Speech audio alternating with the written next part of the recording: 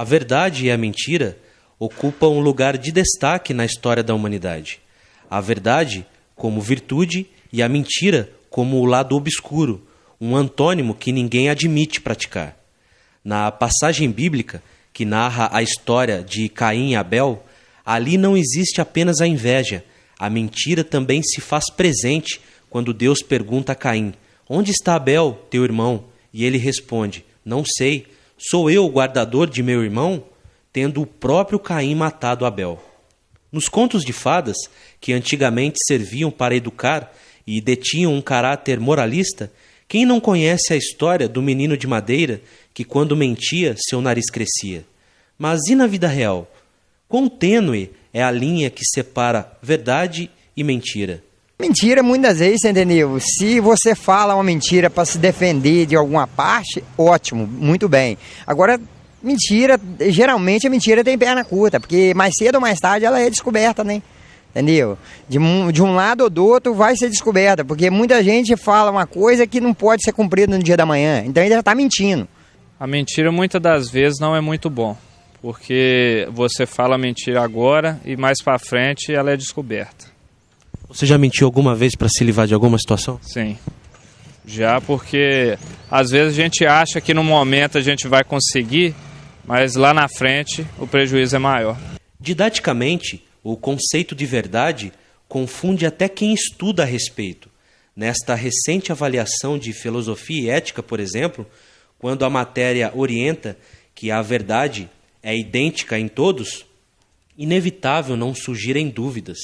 Este professor, que responde pela disciplina de Filosofia e Ética no ensino superior do Centro Universitário de Caratinga, esclarece a questão.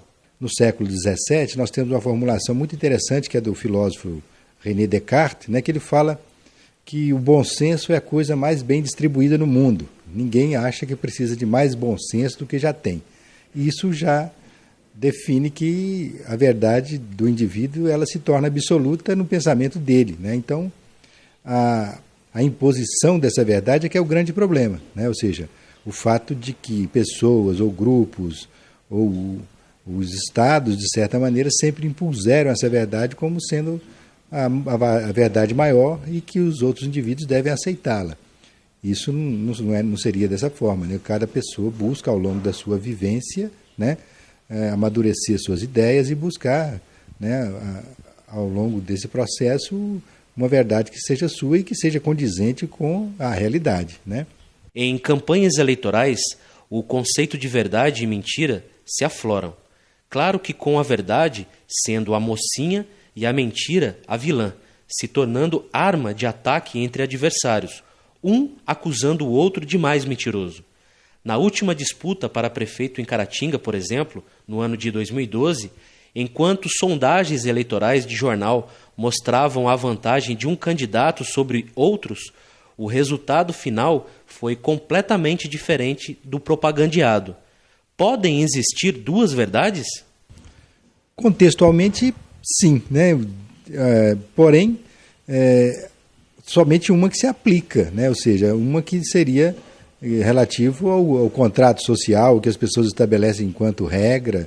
Então, isso geralmente se apresenta dentro das constituições, dentro do que se estabelece como lei, como norma, né?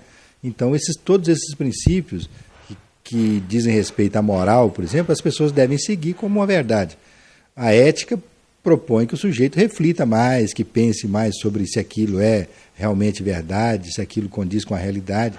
Então, a ética predispõe ao sujeito, talvez, questionar essa verdade, né, e buscar uma razão para que ela possa ser transformada. Mas justamente isso. A verdade, existe uma verdade estabelecida e a verdade que pode ser transformada adiante, né? Pode existir uma situação em que um grupo ou uma pessoa defenda uma verdade até certo ponto em que ela lhe convém?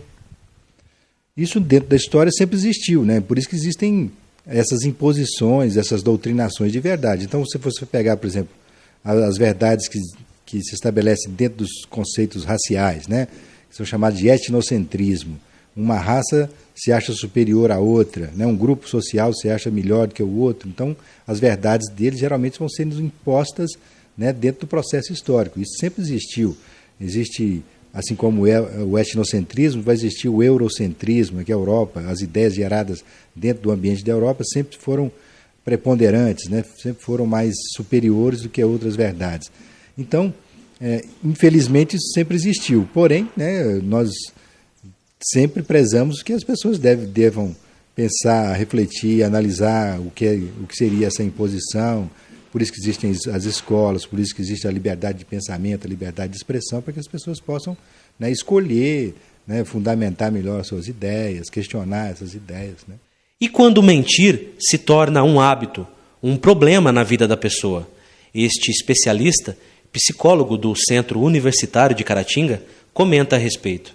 Primeiramente, acho importante a gente pensar na mentira, né, e olhar alguns ângulos diferentes. A gente pode mentir para a gente mesmo, né, a gente poderia chamar isso de fantasia. A gente pode mentir para o outro também, com algum lucro, né, ganhando, né, ou uma situação em que a gente possa ser beneficiado. Então, quando a gente pensa em mentira, primeiramente a gente tem que analisar qual é o fundamento dessa mentira, o que essa mentira ela procura, né, qual é o ganho, o lucro secundário dessa mentira. Então, quando ela vira um hábito, né, a gente pode pensar em uma mentira natural, né, que seria todo ser humano ele tem pensamentos disfuncionais, todo ser humano ele tem uma estrutura neurótica, ou a gente pode chamar de estrutura normal, como diz Freud. Todo ser humano ele tem algum sentimento de culpa, ele tem todos esses sentimentos, né, internos. Então, muitas vezes a mentira ela vem, de alguma forma, quando a gente não dá conta de lidar, né, com a realidade. Quando a gente não consegue lidar com a realidade, muitas vezes dura, a gente acaba criando essas fantasias ditas normais, né? Agora, quando essa mentira, né, ela é algo que nos preocupa, né, a gente poderia pensar em algumas situações patológicas, como, né, alguns transtornos como a psicopatia, que o sujeito ele mente, ele vive nessa mentira e ele tem por trás dessa mentira prejudicar o outro, né? Então, assim, primeiramente a gente tem que pensar, né, essa mentira é um hábito, quando ela vira um hábito, né? Esse hábito ele passa a prejudicar os outros, né? Ele passa a prejudicar, a gente pode pensar em laços de família, né? Na estrutura familiar. E essa mentira passa a prejudicar o próprio sujeito, né? Então, como eu disse no começo, a mentira ela pode ser, né, dita normal, né? Quando ela não tem todo esse vínculo, né, de desestruturação para outras pessoas. E a mentira ela pode virar um hábito quando ela passa a ser a realidade de vida dessa pessoa. Quando ela mesmo não dá mais conta de controlar isso. E quando ela percebe que a vida dela ela se desencadeou em uma mentira, né? A gente poderia chamar isso de um hábito que seria muitas vezes patológico. E quem mente deixa pegadas? É possível detectar alguns sinais em quem mente? A gente tem aquele velho ditado, né, que a mentira tem perna curta. E, assim, possíveis diagnósticos, né, ou uma dica que a gente tem esse momento agora assim, tão importante, né, da política, muitas vezes, né, o candidato ele não sabe, né, ele não sente confiança, ele quer saber por quê, né, daquela fala. Então, como a gente pode perceber as primeiras características, né, de uma mentira, né? Primeiramente, o sujeito que mente, normalmente, né, ele se perde um pouco na sua mentira, né? E ele já vem com histórico, né, assim, do que ele construiu em cima daquilo, do que é realidade, do que não é. Então, assim, uma primeira dica é você conhecer com quem você está lidando, né? Normalmente, essas pessoas que mentem também, elas são muito articuladas, são pessoas, né, assim, que para isso elas têm um tipo de inteligência, né, vamos dizer assim, um poder de persuasão, né? Então essas pessoas que normalmente, né, te agradam demais, né, não tem aquela afinidade, já chega, como se você fosse um ente familiar, né, assim, é um primeiro, né, a gente pode pensar em um primeiro sintoma de uma mentira clássica. A gente tem também as questões corporais, né, o corpo, na verdade, ele fala, né, nossas expressões, elas muitas vezes são manifestadas através do corpo, né, corporal, sinestésica. Então, outra maneira também da gente pensar são essas situações, né, de algumas tensões, né, algumas gesticulações exageradas, né. É lógico que nem tudo é receita de bolo, né, não tem como dizer que todas as pessoas que têm um movimento corporal de determinada maneira estão mentindo, mas o corpo, ele muitas vezes ele expressa, né, algumas dessas contradições que a mentira proporciona. A educação, como um instrumento de transformação, é importante por isso, para te deixar mais consciente e conhecedor das tramas que a sociedade tenta lhe impor.